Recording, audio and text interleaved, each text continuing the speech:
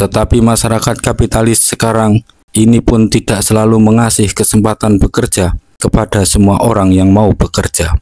Tidak selalu mengasih kesempatan kawin kepada semua orang yang mau kawin. Di dalam bab 2 telah saya terangkan hal ini sedikit-sedikit.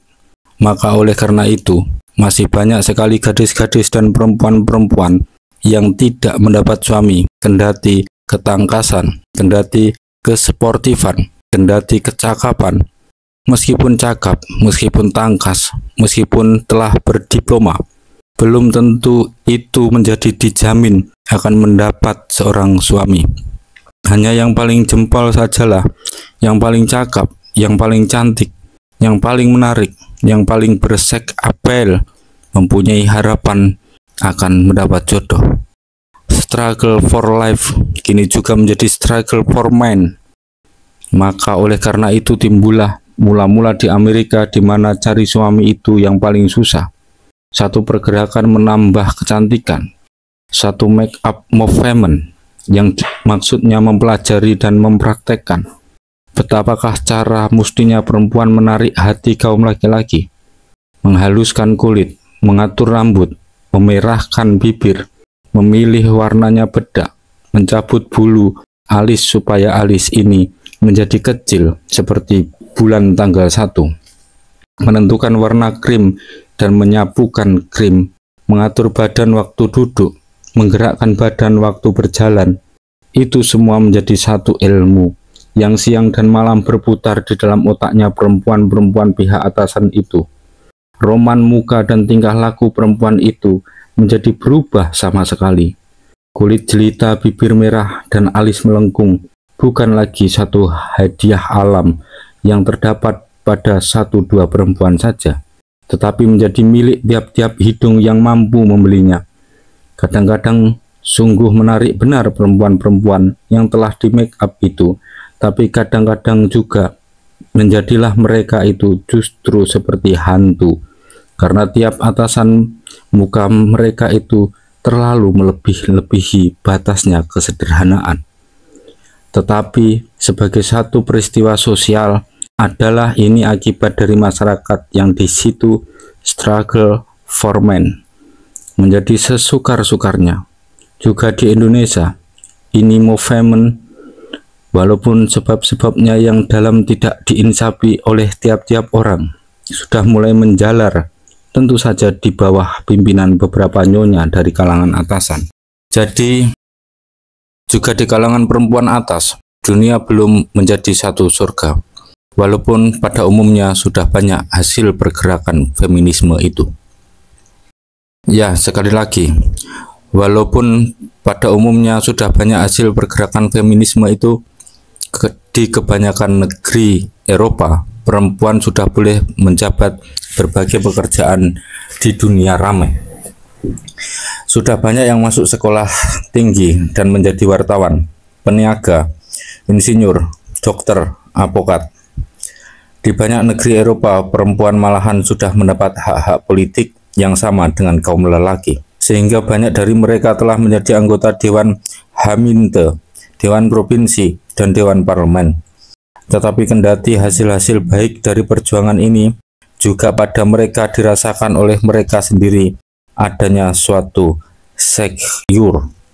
Juga pada mereka ada satu retak, tetapi satu retak yang berbeda sedikit daripada retak di kalangan perempuan kaum buruh.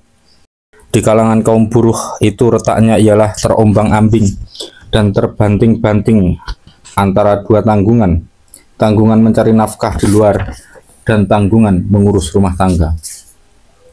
Terbanting-banting antara tanggungan sebagai pekerja masyarakat dan tanggungan sebagai istri dan ibu di rumah tangga. Bagi perempuan kaum buruh itu sebenarnya satu ideal, satu keinginan jiwa yang maha tinggi, ingin merdeka di dalam masyarakat dengan jalan ikut menjadi produsen masyarakat, dan ingin menjadi istri dan ibu yang mencinta, mengasih, menyayang, memelihara suami serta anak-anak menurut kodrat alam. Tetapi tidak satu dari dua keinginan ini dapat ia capai dengan sempurna. Tidak satu dari dua ideal ini dapat menjadi satu realitas baginya. Sebab di dalam masyarakat kapitalis sekarang ini, sempurnanya pelayanan dua kewajiban ini adalah terlalu membebani kepadanya, terlalu berat bagi tenaganya satu orang, sehingga ia menjadi senewen dan patah tulang belakang. Mau melepaskan kerja di dalam masyarakat tak dapat, sebab itu berarti hilangnya sesuap nasi dan hilangnya kemerdekaan. Mau melepaskan suami dan anak-anak tak mungkin, sebab itu adalah bertentangan dengan kodrat dan keinginan jiwa. Begitulah gambarnya retak yang membelah jiwa raga perempuan kaum bawahan menjadi dua belahan yang terombang-ambing satu sama lain. Bagaimanakah retak perempuan kaum atasan?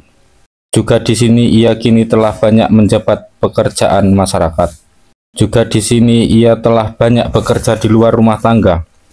Juga di sini pun ia selain memikirkan kerja di masyarakat, ia harus juga memikirkan kerja sebagai istri dan sebagai ibu.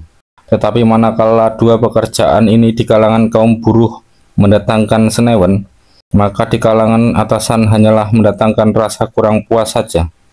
Sebab perempuan atasan itu di rumah tangganya cukup mendapat bantuan alat-alat teknik sebagai gas dan listrik, bantuan harta yang dapat membeli semua keperluan, dan bantuan pelayan-pelayan yang tinggal memerintah saja. Ketidakpuasan yang ia rasakan itu bukan ketidakpuasan karena patahnya tulang belakang, tetapi adalah ketidakpuasan terganggunya waktu untuk menumpahkan cinta kasih kepada suami dan terutama sekali kepada anak-anak, sebagai panggilan jiwanya dan panggilan kodratnya. Kerja di masyarakat itu menjadi satu halangan baginya buat kesempurnaan kehidupan laki, istri, anak. Satu rintangan bagi kehidupan laki, istri yang sempurna dan bahagia. Dan bukan saja rintangan bagi kesempurnaan kehidupan laki, istri, manakala kehidupan itu sudah ada. Artinya, manakala sudah hidup berlaki istri, sudah ada suami, sudah ada anak. Tetapi bagi banyak kaum perempuan atasan, kehidupan laki istri ini pun satu hal yang susah didapatnya. Bagi banyak kaum atasan, sebagai tadi sudah saya katakan, mendapat suami masih satu teka-teki, sehingga timbul peristiwa gadis tua dan make up of women.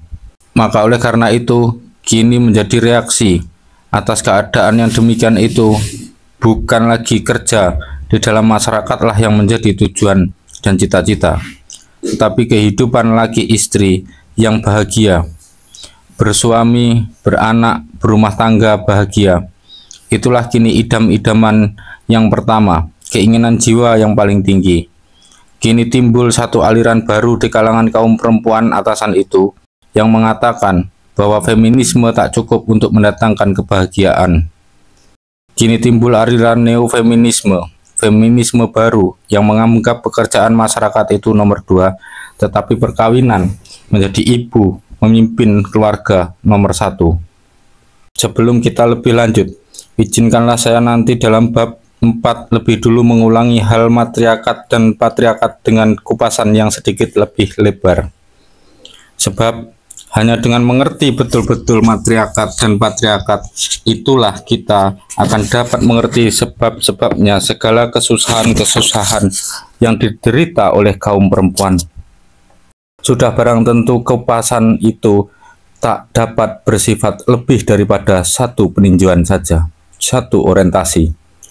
Bukan tempatnya kitab ini mengupas soal itu terlalu dalam. Buat kupasan yang dalam itu perlu satu buku tebal yang spesial. Maka sekarang kita di dalam perjalanan dari gua ke kota itu sudah menginjak halaman zaman kita sendiri. Dengan cara ikhtiar, kita sudah mengikuti sejarah Sarinah dari zaman kelompok sampai ke zaman radio dan lampu listrik. Satu kali kita melihat Sarinah di atas puncak kemuliaan, satu kali ia menjadi cakrawarti dunia, yaitu di zaman berkembangnya sistem matriarkat. Tetapi di bagian lain-lain, di dalam kelompok, di dalam histori tua, di zaman histori baru, di zaman histori paling baru, di semua bagian-bagian sejarah itu, Sarinah selalu menjadi makhluk yang celaka, makhluk yang selalu dikalahkan oleh kaum laki-laki, makhluk yang terperdaya. August Bebel di dalam bukunya De Vrouw und der Sozialismus berkata bahwa perempuan adalah makhluk yang paling dulu diperbudak.